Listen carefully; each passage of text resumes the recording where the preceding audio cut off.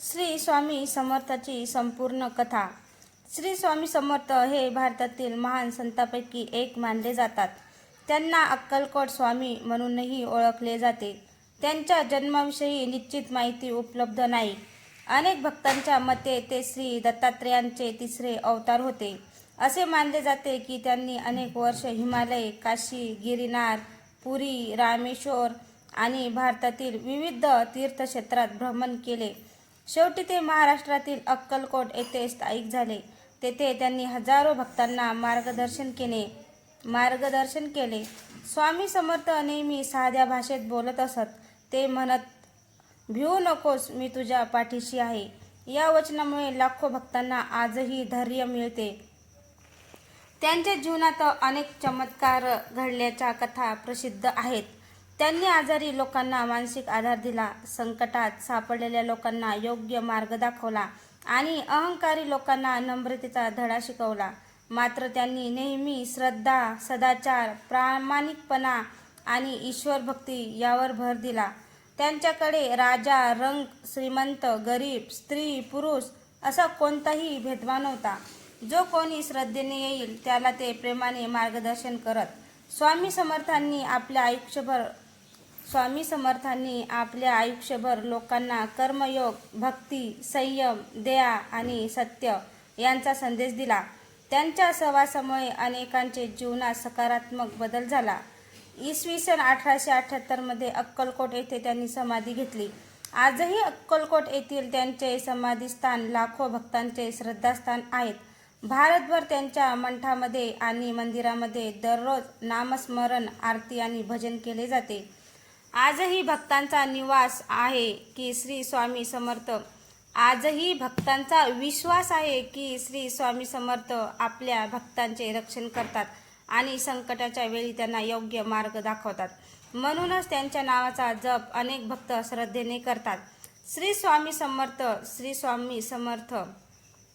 अक्कलकोटमध्ये आल्यावर श्री स्वामी समर्थ एका जागी कायम राहत नसत. कधी वडाच्या झाडाखाली, कधी एखाद्या मंदिरात, तर कधी भक्तांच्या घरी ते मुक्काम करत. त्यांचा वावर अत्यंत साधा होता, पण त्यांच्या व्यक्तिमत्वात विलक्षण तेज होते. सुरुवातीला अनेक लोक त्यांना साधा संन्यासी समजत. काही जण त्याच्या विचित्र वागण्याची थट्टाही करत. पण जेव्हा त्यांच्या कृपेने अनेकांचे संकट दूर झाले, तेव्हा लोकांची श्रद्धा दृढ झाली.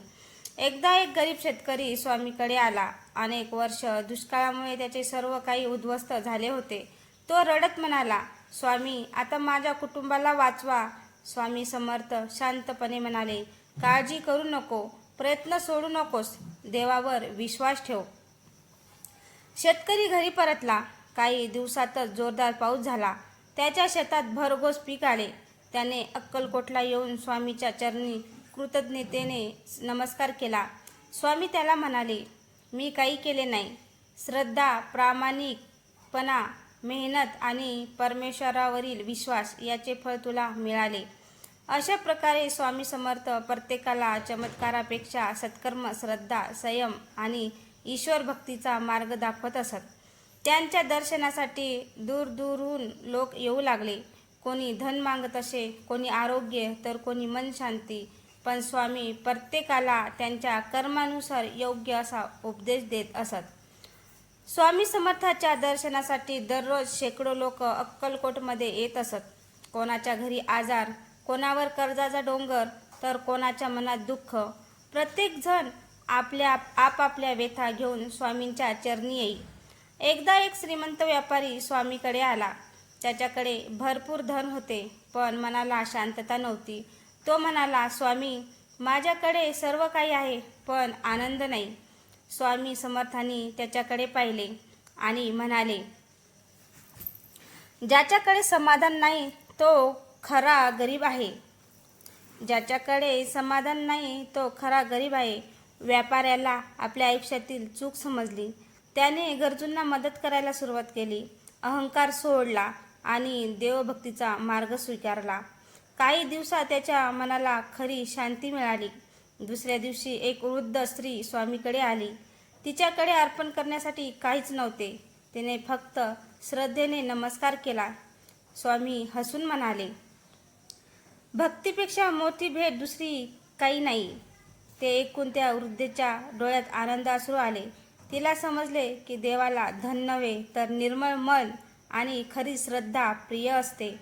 अशा अनेक प्रसंगातून स्वामी समर्थांनी लोकांना एकच संदेश दिला: सत्य बोला, प्रामाणिकपणे कर्म करा, गरजूंना मदत करा आणि ईश्वरावर अखंड विश्वास ठेवा.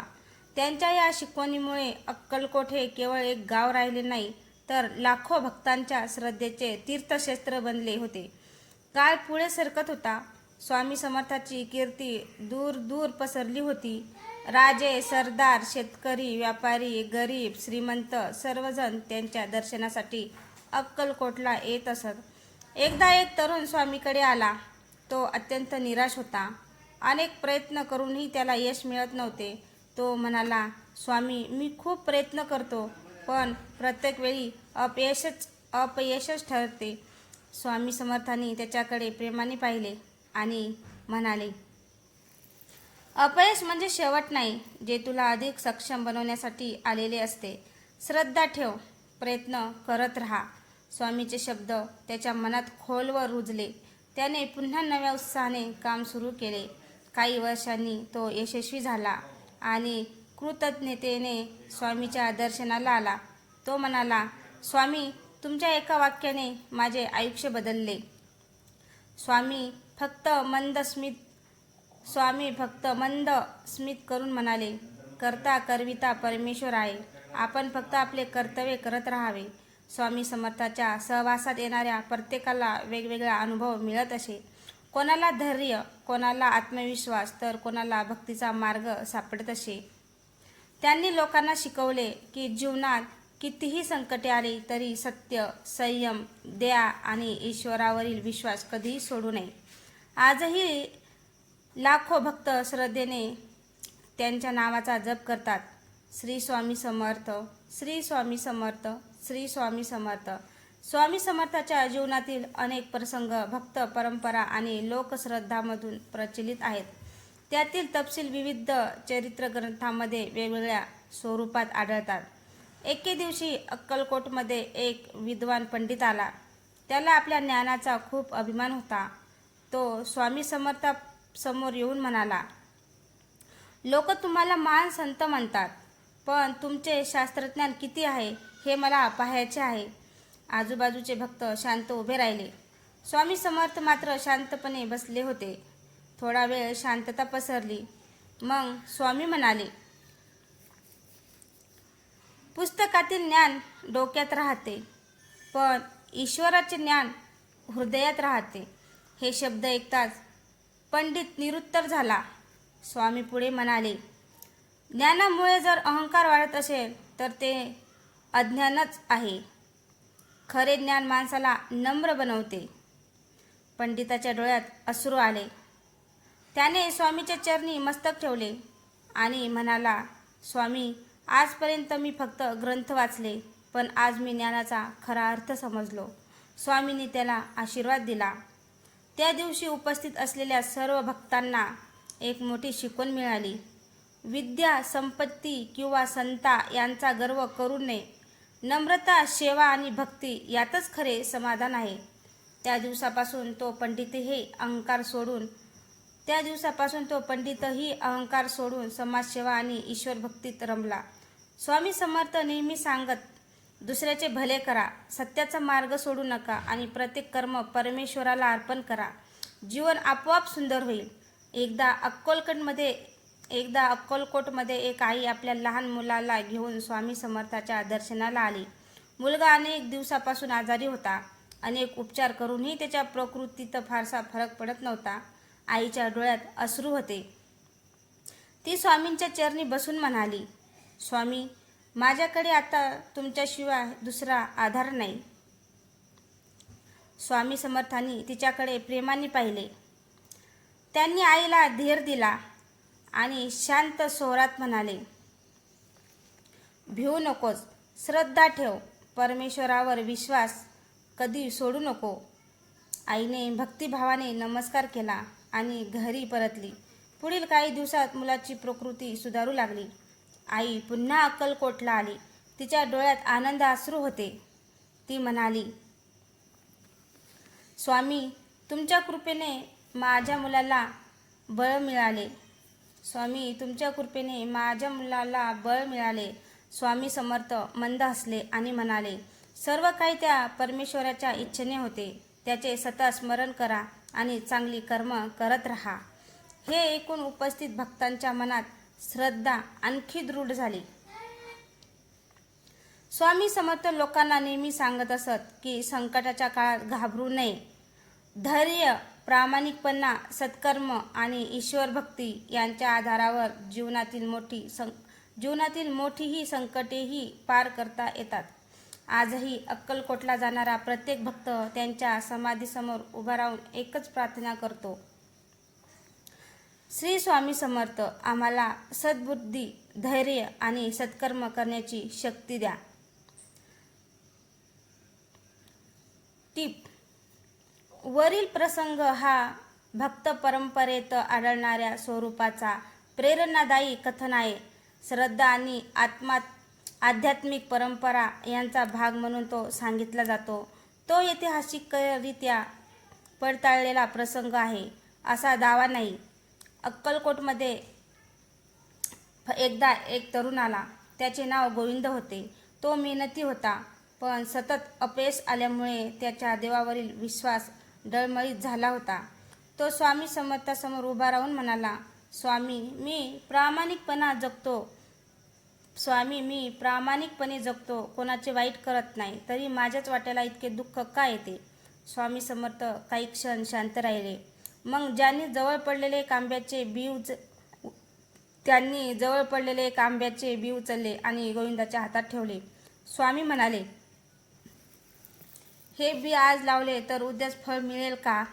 गोविंद म्हणाला, नाही स्वामी, त्याला वेळ लागेल, पाणी द्यावे लागेल, काळजी घ्यावी लागेल. स्वामी हसले आणि म्हणाले, तसंच सत्कर्माचे आहे. चांगल्या कर्माचे फळही योग्य वेळीच मिळते. संयम ठेव, विश्वास सोडू नको. गोविंदाच्या मनातील निराशा दूर झाली. त्यांनी पुन्हा नव्या जिद्दीने काम सुरू केले. काही वर्षांनी तो यशस्वी झाला आणि स्वामींच्या चरणी कृतज्ञतेने नतमस्तक झाला. तेव्हा स्वामी म्हणाले, परिश्रम कधीच वाया जात नाही. परमेश्वर प्रत्येकाचे कर्म पाहत असतो. योग्य वेळ आल्यावर तो त्याचे फळ नक्की देतो. त्या दिवशी उपस्थित भक्तांनाही एक मोठी शिकवण मिळाली. संयम, श्रद्धा आणि सत्कर्म याची साथ कधीही सोडू नये. स्वामी समर्थाचा उपदेश नेहमी साधा पण जीवन बदलून टाकणारा असे. भिवू नकोस, मी तुझ्या पाठीशी आहे. या वचनाने आजही लाखो भक्तांना संकटाच्या काळात धैर्य मिळते. एकदा अक्कलकोटमध्ये भयंकर दुष्काळ पडला. विहिरी कोरड्या पडल्या, शेती उजाड झाली आणि लोकांच्या चेहऱ्यावर चिंता स्पष्ट दिसत होती.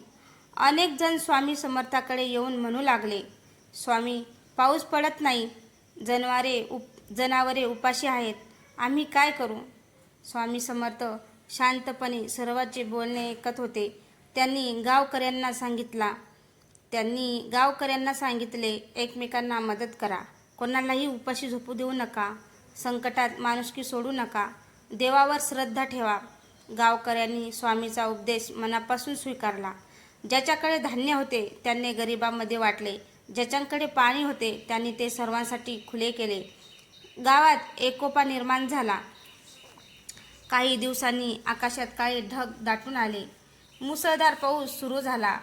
कोरडी पडलेली शेत हिरवीगार झाली. गावकऱ्यांच्या चेहऱ्यावर पुन्हा आनंद फुलला. सर्वजण स्वामींच्या दर्शनाला आले.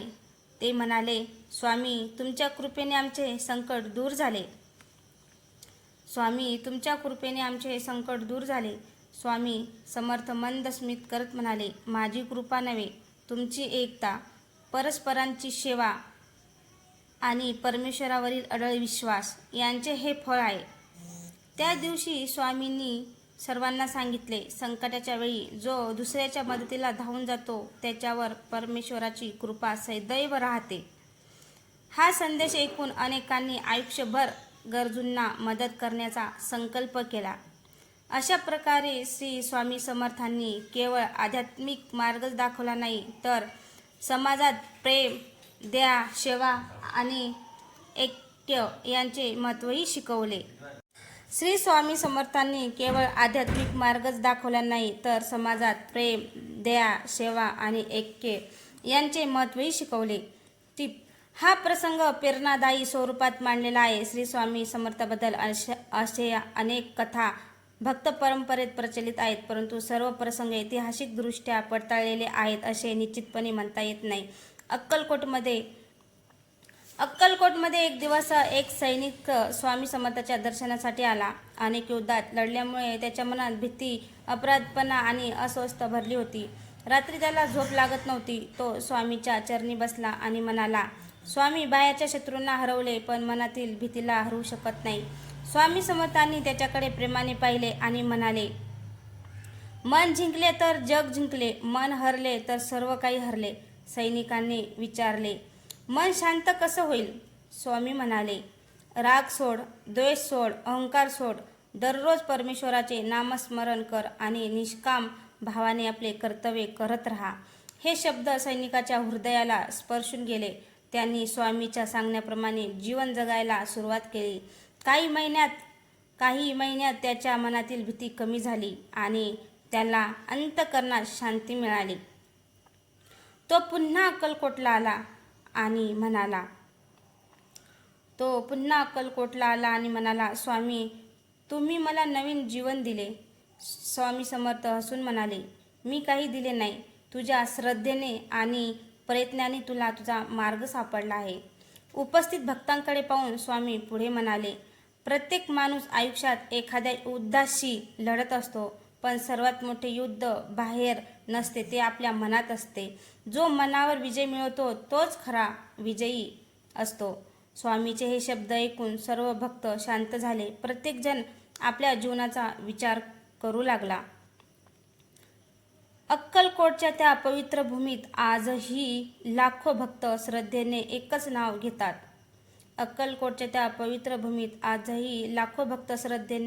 नाव घेतात. श्री स्वामी समर्थ, श्री स्वामी समर्थ. वरील कथन प्रेरणादायी स्वरूपाचे आहे. श्री स्वामी समर्थाशी संबंधित अनेक कथा भक्त परंपरेत प्रचलित आहेत. त्यातील सर्व तपशील ऐतिहासिकदृष्ट्या निश्चित असल्याचा दावा करता येत नाही. तर मित्रांनो, तुम्हाला श्री स्वामी समर्थाच्या कथा कशा वाटल्या? कथा आवडल्यास लाईक, कमेंट, शेअर करायला विसरू नका. तसेच आपल्या चॅनलवर कोणी नवीन असेल तर चॅनलला सबस्क्राईब करा, जेणेकरून माझ्या प्रत्येक येणाऱ्या कथा तुमच्यापर्यंत पोहोचू शकेल. आणि अशाच पुढच्या भागात पण श्री स्वामी समर्थाच्या नवनवीन कथा मी तुमच्यासाठी घेऊन येणार आहे. धन्यवाद. तर नक्की वाचा, ऐका, पहा.